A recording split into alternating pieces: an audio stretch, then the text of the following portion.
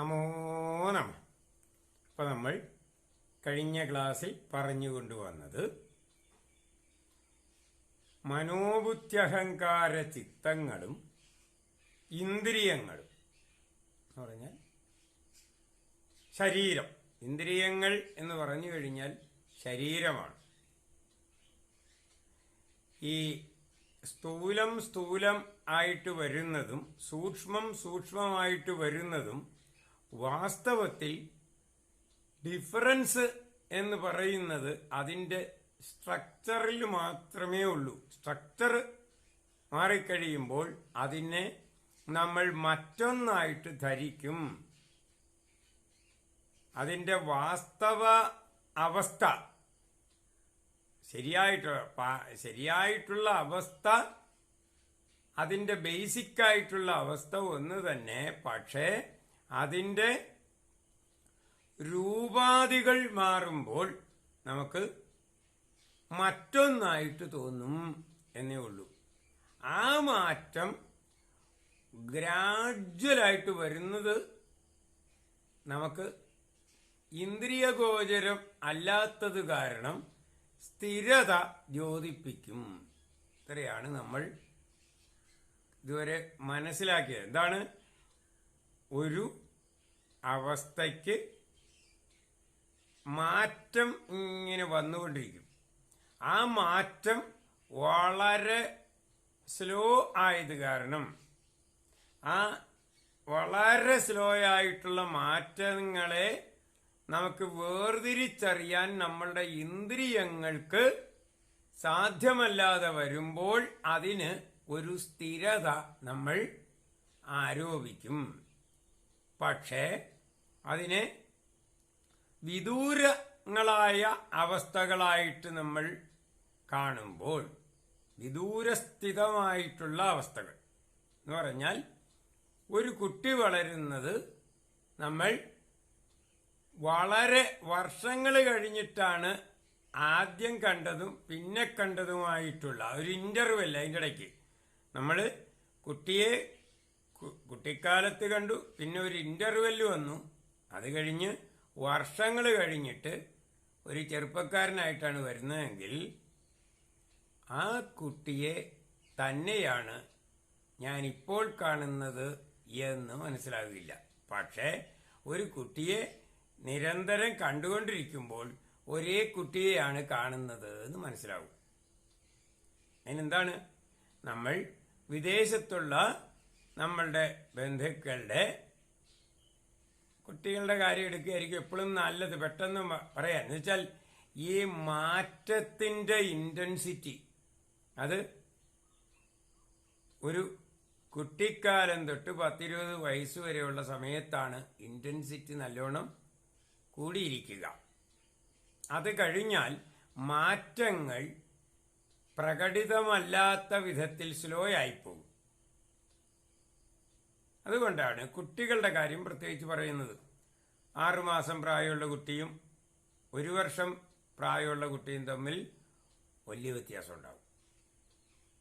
3 മാസം പ്രായമുള്ള കുട്ടിയും 1 വർഷം പ്രായമുള്ള കുട്ടിയും തമ്മിൽ ഭയങ്കര വ്യത്യാസം ഉണ്ടാകും. പക്ഷേ ഒരു 3 വയസ്സ് ഉള്ള കുട്ടിയും 6 മാസം കൂടി കഴിഞ്ഞ് 3.5 വയസ്സുള്ള കുട്ടിയുമായിട്ട് വലിയ വ്യത്യാസം വരികയില്ല. എന്നാൽ 3 വയസ്സുള്ള കുട്ടിയും 10 വയസ്സുള്ള കുട്ടിയായിട്ട് ഭയങ്കര വ്യത്യാസം വരും. എന്നാൽ 30 വയസ്സുള്ള ആളും 40 വയസ്സുള്ള ആളും തമ്മിൽ അത്രയും വ്യത്യാസം നമുക്ക് തോന്നുകയില്ല കാണുമ്പോൾ. ഇതാണ് അതിൻ്റെ വ്യത്യാസം. അപ്പോൾ മാറ്റം ചെറു പ്രായങ്ങളിൽ വളരെ പ്രകടിതമായിരിക്കും. പ്രായം കൂടുന്തോറും മാറ്റത്തിന് എന്നുവെച്ചാൽ സ്വാഭാവിക മാറ്റത്തിന് നമുക്ക് സ്പീഡ് കുറവായിരിക്കും.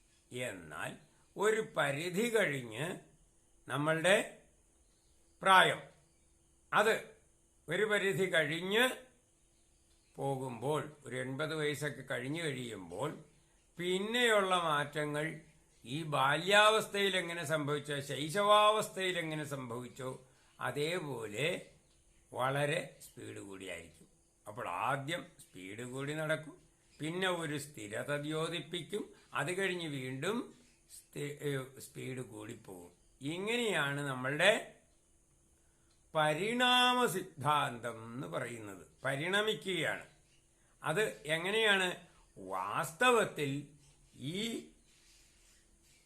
അവസ്ഥയുടെ, ഈ വ്യക്തിയുടെ അവസ്ഥ അതിന് ബേസിക്കായിട്ട് അതൊന്നാണ്. പക്ഷെ നമുക്കത് പറഞ്ഞാൽ മനസ്സിലാവുമോ? നമ്മൾ ഓരോ ഘടകത്തെയും പ്രത്യേകം പ്രത്യേകം പ്രത്യേകം കാണും. പക്ഷേ കണ്ണും മൂക്കും ചെവിയും കയ്യും കാലും ഒക്കെ കണ്ടാൽ നമുക്ക് വ്യത്യസ്തത. കണ്ണുപോലെ തന്നെയാണ് കൈയിരിക്കുന്നതെന്ന് പറഞ്ഞാൽ ശരിയാവില്ല, ചെവി പോലെ തന്നെയാണ് കാലിരിക്കുന്നതെന്ന് പറഞ്ഞാലും ശരിയാവില്ല. അപ്പോൾ ഇങ്ങനെ ഓരോ അവയവവും എടുത്തു നോക്കുമ്പോൾ നമുക്ക് കൃത്യമായിട്ട് അതിൻ്റെ വ്യത്യാസം മനസ്സിലാകും. പക്ഷേ ഇതിൻ്റെ ബേസിക്കായിട്ടുള്ള സ്വഭാവം ഒന്നാണ് എന്ന് പറഞ്ഞാൽ നിങ്ങൾക്കത് മനസ്സിലാകില്ല. അതിന് നിങ്ങൾക്ക് ആദ്യം ബൗദ്ധികമായിട്ട് മനസ്സിലാക്കാനുള്ള ഒരു ഉദാഹരണമാണ് ക്ലോണിങ്. ക്ലോണിങ് എന്ന് പലരും കേട്ടിട്ടുണ്ട്, പക്ഷേ വളരെ കുറച്ച് ആളുകൾക്ക് അത് എന്താണ് വാസ്തവത്തിലെന്ന് നമുക്ക് ശരിക്ക് അവർക്ക് മനസ്സിലായിട്ടുള്ളൂ. ഈ ക്ലോണിങ് എന്ന് പറഞ്ഞാൽ ഏറ്റവും സിമ്പിളായിട്ട് പറയുകയാണെങ്കിൽ ഒരു ജീവിയുടെ ഒരു സെല്ല് എടുത്ത് അതിനെ ഡെവലപ്പ് ചെയ്യുക. അതിന് പല പരിപാടികളുണ്ട്, അല്ലാണ്ട് ചുമ്മാ ഒന്നുമല്ല. ഒരു സെല്ല് എടുത്ത് അതിനെ ഡെവലപ്പ് ചെയ്ത് അതിന് വേണ്ട വിധത്തിൽ, എന്നിട്ട് ഒരു സ്ത്രീയുടെ ഗർഭപാത്രത്തിൽ അത് സ്ഥാപിച്ചു കഴിഞ്ഞാൽ അതിൽ എന്താവും?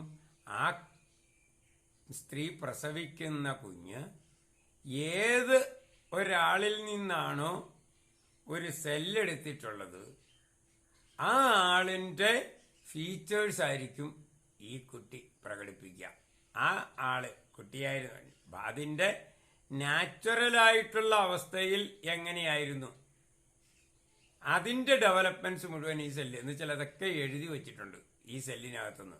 അത് കയ്യിൽ നിന്നുള്ള സെല്ലാകാം, കാലിൽ നിന്നുള്ള സെല്ലാകാം, നെറ്റിയിൽ നിന്നുള്ള സെല്ലാകാം, മൂക്കിൽ നിന്നുള്ള സെല്ലാകാം, എവിടെ നിന്നെടുത്താലും, ഒരു രക്തത്തിൽ നിന്നുള്ള സെല്ലാകാം, ഏത് സെല്ലെടുത്താലും മതി.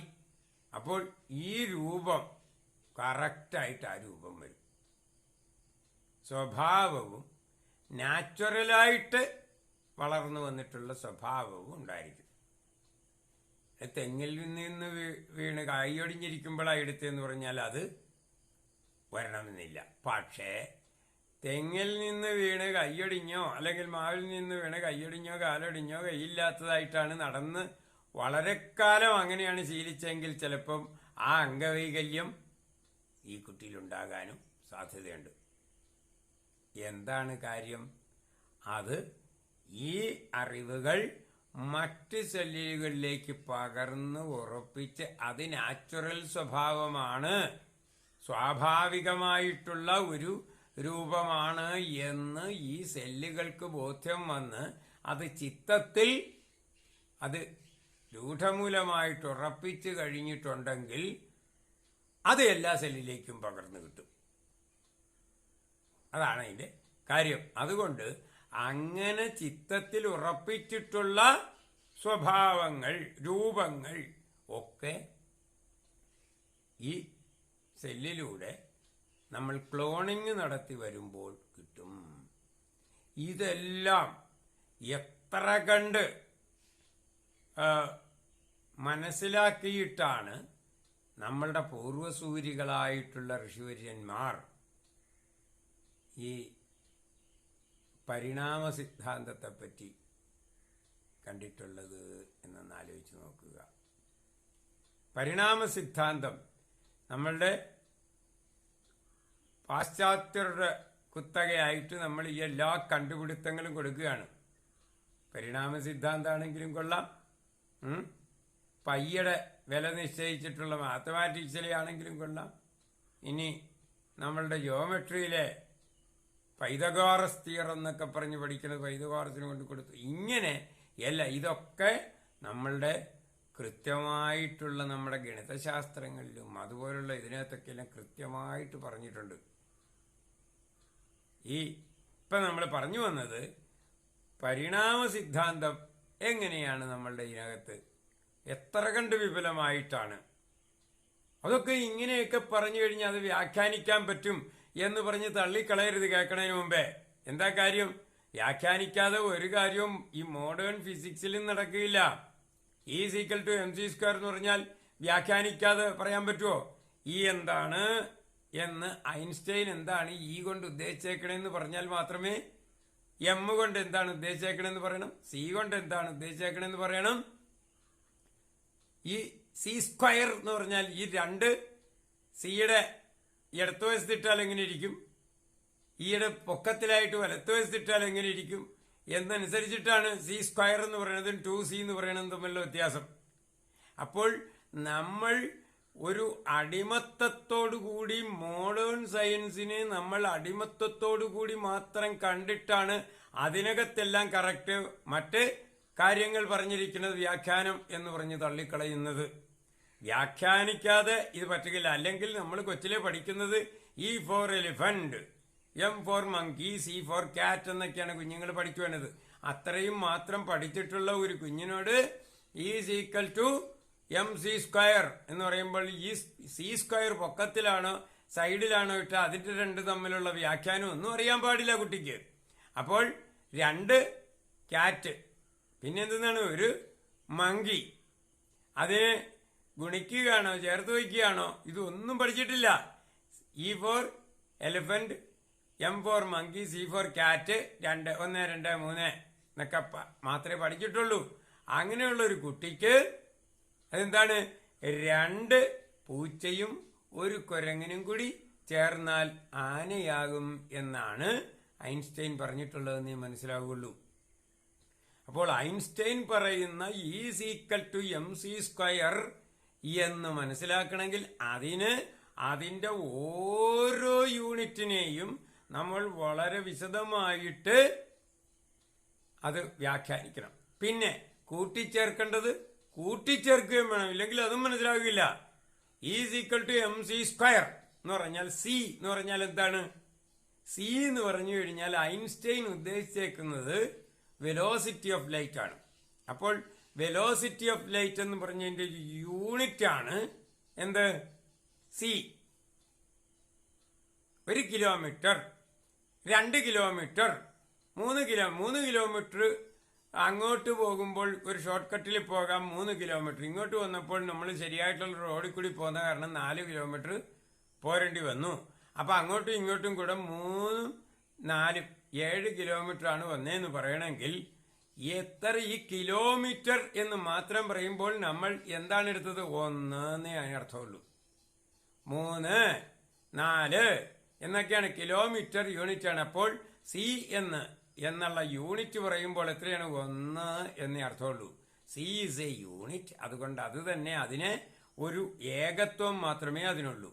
അപ്പോൾ 1 എന്ന് പറയുന്നത് അത് സ്ക്വയർ ഇട്ട് കഴിഞ്ഞാൽ എന്താണ്? 1 തന്നെയാണ്. അപ്പോൾ അതെന്താണ്? അപ്പം E എന്ന് പറഞ്ഞാൽ എനർജി എന്ന് പറഞ്ഞു കഴിഞ്ഞാൽ എന്താണ്? മാസ് ആണ് എന്നാണ് വരിക. അത് ശരിയാണ് കേട്ടോ. എനർജി എന്ന് പറഞ്ഞാൽ മാസമാണ്. ഞാൻ പറഞ്ഞല്ലേ, നമ്മളുടെ ഈ കുഞ്ഞ് 5 വയസ്സുള്ള കുഞ്ഞും 60 വയസ്സുള്ള ആളും 90 വയസ്സുള്ള ആളും എല്ലാം ഒന്ന് തന്നെ എന്ന് പറഞ്ഞാൽ വാസ്തവത്തിൽ അത് ശരിയാണ്. പക്ഷെ അതുകൊണ്ട് അത് ശരിയാണോ എന്ന് ചോദിച്ചാൽ അല്ല. ഈ കുഞ്ഞിനുള്ള കഴിവുകളാണോ 5 വയസ്സുള്ള കുഞ്ഞിനുള്ളതല്ല 25 വയസ്സുള്ള ആളിനുള്ളത്. അയാളുടെ ഭൗതികവും ആത്മീയവുമായിട്ടുള്ള അറിവുകൾ, അയാൾ പഠിച്ചു വെച്ചതും അയാളുടെ ശരീരവും ഒക്കെ വ്യത്യസ്തമാണ്. പക്ഷെ 5 വയസ്സുള്ള കുഞ്ഞാണ് 25 വയസ്സുള്ള ആള് എന്ന് പറഞ്ഞാൽ ശരിയാകില്ല. പക്ഷെ വാസ്തവത്തിൽ അതിന്റെ ബേസ് ഒന്നാണ് എന്ന് പറയുന്നത് പോലെ മാത്രമേ വരുള്ളൂ.